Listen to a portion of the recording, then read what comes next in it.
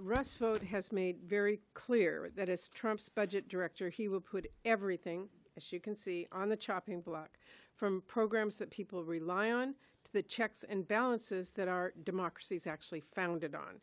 In this same role, last time, Vought tried to break the law to give President Trump unilateral authority he does not possess to override the spending decisions of Congress.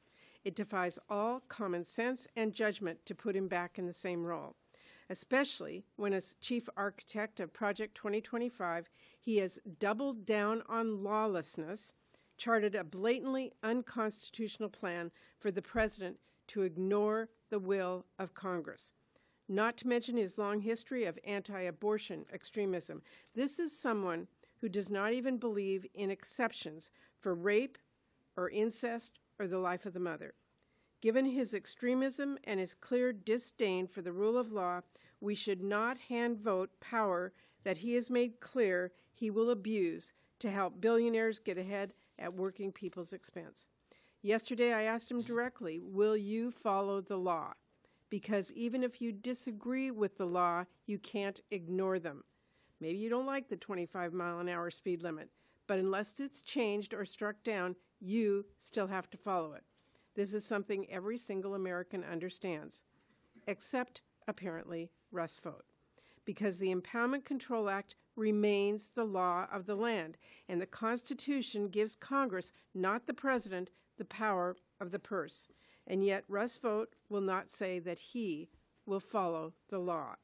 If you're not willing to follow our laws, well, then you cannot be trusted to implement our laws. If you will not commit to respecting constitutional checks and balances, then why on earth should Congress or the American people entrust you with power? Seriously, no senator who believes Congress holds the power of the purse should vote for an OMB director who will not respect the laws that we pass or disperse the investments we as lawmakers have secured for our states. We're not talking about whether or not our constituents have their voices. We are actually talking about whether or not our constituents have their vote and voices heard. We're talking about the most basic ability of Congress to negotiate deals and do our jobs. How are we ever supposed to reach a bipartisan compromise here if Vought and President Trump are just going to ignore any bargain we strike, as the president has already taken sweeping action to do just that? That's not rhetorical. I want an answer. If the president can just decide he won't fund infrastructure programs that Congress funded on a bipartisan basis, how are we going to ever get anything done around here? What are the communities we represent who are counting on these investments going to do? And of course, when we talk about Russ Vought, we're talking about sweeping cuts to programs that people rely on every single day. Because Vought has made all too clear, as OMB director, he won't just draw blood. He will cut programs families rely on to the bone, SNAP, that families that are hungry rely on. A wall of paperwork to cut people off from their health care. Thousands of public servants forced out of roles serving the American people, all while he works with Trump to dole out more tax breaks to billionaires and the biggest corporations. The vision is all out there in public statements and Project 2025.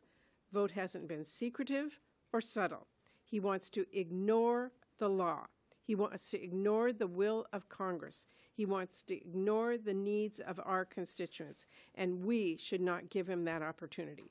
I'll be making very clear to every one of my colleagues, especially my fellow appropriators, we need to maintain Congress's power of the purse and our most basic checks and balances. We need to ensure that our communities, Republican and Democratic, are protected, and we need to reject Russ Vaught's nomination.